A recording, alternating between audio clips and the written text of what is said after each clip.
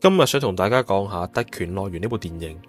我都知呢部電影上映咗好耐噶啦，不過我都真係近排先有時間入戲院睇下。咁《特權樂園》喺第96屆奧斯卡金像獎係獲得咗最佳國際影片獎。著名導演史蒂芬史匹堡甚至話呢部電影係繼《舒特拉的名單》後最正嘅猶太人大屠殺電影。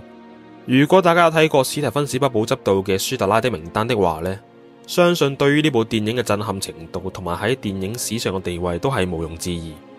雖然佢咁樣讚《特權樂園》呢有啲俾面成分喺度啦，因為猶太人大屠殺電影除咗《舒特拉的名單》之外呢，前有《美麗人生》，後有《鋼琴戰曲》，兩部都係非常高水平嘅電影。不過《特權樂園》對比起以上提到過嘅大屠殺電影呢，都有佢嘅獨特之處喺度。咁就等我嚟同大家慢慢講下啦。講明先，以下純粹係我對於電影嘅少少見解啦。咁有其他睇法嘅都可以喺留言話俾我知。咁電影開頭就有一個非常長時間嘅黑色畫面，再配搭埋非常詭異嘅聲音。咁呢種詭異嘅聲音呢，同樣係喺電影嘅結局中放大，就好似開波就話俾我哋知呢一部係一部恐怖片。黑色畫面過後，電影就拍住一個德國集中營指揮官嘅家庭呢，喺河邊度露營玩水啦。咁一家人喺一個類似世外桃源嘅地方享受天倫之樂。開場戲就一直呈現出呢個家庭嘅生活悠閒，但係畫面外呢，我哋就一直聽到開槍嘅聲音同埋慘叫。但係對於呢一家人而言呢，就好似呢啲聲音根本就影響唔到佢哋嘅心情。佢哋生活嘅地方距離集中營只係隔住一埲牆，而牆外係不斷24小時呢無間斷咁傳嚟槍聲同埋慘叫。而呢種聲音喺電影由始至終一直存在。雖然電影冇直接解釋呢啲槍聲同埋慘叫聲咧係發生咩事，甚至電影好多時候嘅畫面同埋橋段都係冇過多嘅解釋，但係透過電影當中嘅時代背景咧，人與人之間嘅對話、符號同埋劇情嘅推進當中，聲音同埋片段嘅含義咧就若隱若現，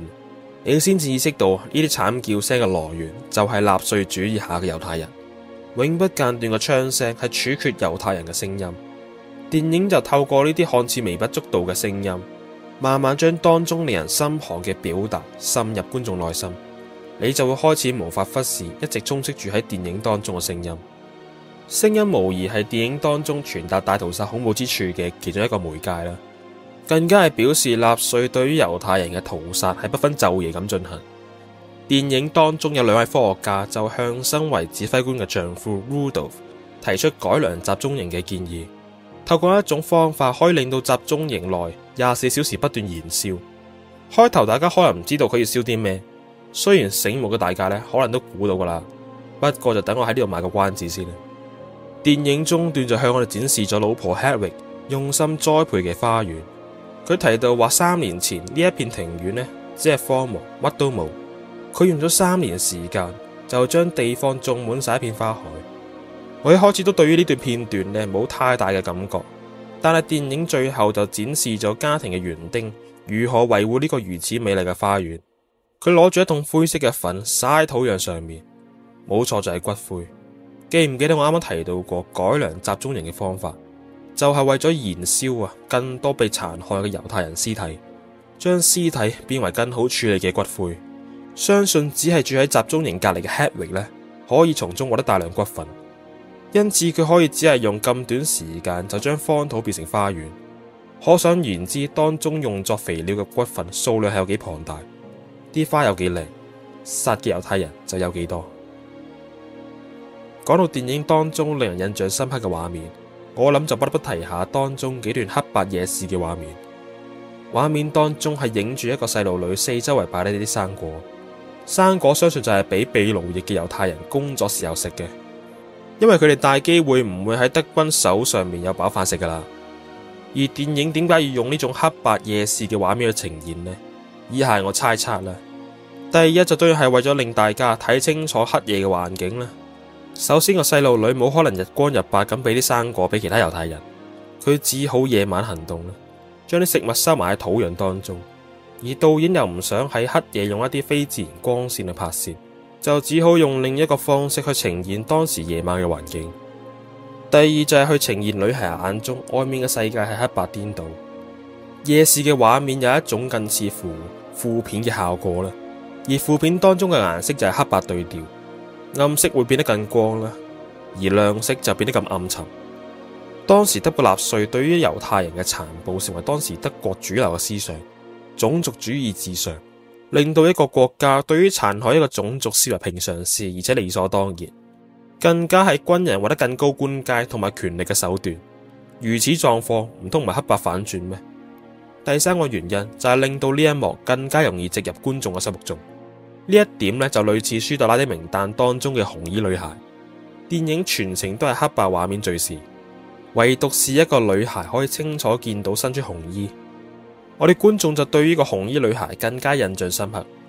後嚟只係見紅衣女孩成為眾多猶太屍體當中嘅其中一個，自然都會對當時嘅畫面呢記憶猶新。而特權樂園同樣用咗相近嘅方式，喺一個彩色嘅電影畫面當中穿插咗一個負片片段，我哋就更加容易記住女孩黑夜當中冒住生命危險都要幫助其他猶太人。電影除咗一啲唔易察覺嘅方式去呈現大屠殺之外呢，身處納粹嘅主角家庭都係一個描述嘅對象，因為電影嘅視角呢，大部分都係圍繞住老婆 Hedwig 嘅，好多時候都暗示佢之前嘅生活並唔富裕啦。所以佢對於現有嘅生活係非常珍惜。當佢得知丈夫要升職調去其他地方嘅時候，佢拒絕咗同丈夫一齊搬離依家生活嘅樂園。呢一個佢用咗好多心機先打造好嘅特權樂園。佢對於只係隔住一埲牆嘅猶太人待遇係毫不關心。就算生活環境有幾多慘叫聲同埋槍聲，對於 Hedwig 而言呢，就似雨點敲打車窗。咁即係代表啲咩？佢對佢都冇影響。為咗凸顯 Hedwig 嘅生活冷漠，電影安排咗 Hedwig 母親呢去咗 Hedwig 嘅屋企暫住啦，用母親與 Hedwig 作對比。一開始 Hedwig 嘅母親呢都係對於 Hedwig 嘅家庭十分滿意啦，又暗示自己過往嘅生活呢都唔會好似依家咁美好。但係到咗喺夜晚， Hedwig 嘅母親因為受到一啲聲音嘅困擾瞓唔着，而亦都喺呢個時候呢，電影仲特登展示咗嬰兒嘅哭鬧聲，就搞到好似係因為嬰兒嘅聲呢先至瞓唔着啫。但係你我都清楚，令到 Hedwig 母親瞓唔着嘅源頭喺集中營當中。第二日就見到母親神咁早就離開咗呢個家庭，就算俾佢生活喺一個非常美好嘅環境當中，聽住慘無人道嘅聲音，正常人都冇可能瞓一個安樂覺，承受唔到呢種心理壓力。而令到成部電影升華嘅，就不得不提下電影嘅結局。結局當中，丈夫 Rudolf 檢查完身體，健康無礙嘅佢呢，就準備離開大樓。行下樓梯嘅時候，佢望向咗走廊盡頭嘅一道光亮處，畫面就帶到現代類似大屠殺博物館嘅地方啦。清潔人員喺度清潔緊個博物館，而館內就展示咗大量集中營內猶太人嘅衫褲鞋襪，數量係驚為天人。畫面再翻去 Rudolf 嗰邊，